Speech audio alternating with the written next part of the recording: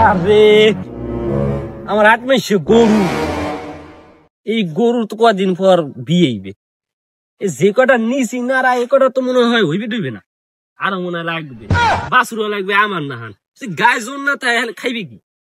কাজ করেছে এই কটা নারা আছে, এবার ছত নিছি দাই কটা ধান আছে, ওই ধান কটা আজকে মারিয়ে দিব। যেরকম ধান তো নেই না নেই, নারা কটা আমার নেওয়া লাগবে।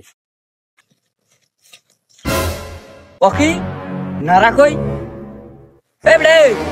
এ তুই মোর নারা নেস আয়, তুই মোর নারা নেস মোর ধানের বাপ, মোর ধান চাউলের বাপ।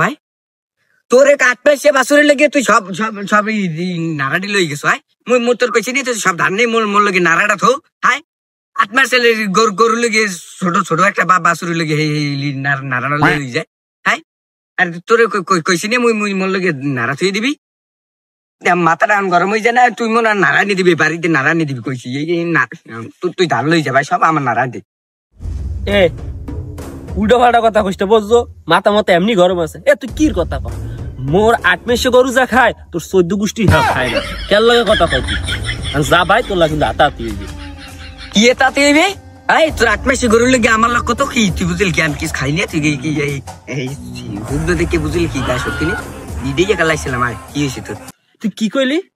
তোর এত বড় তাল ওরে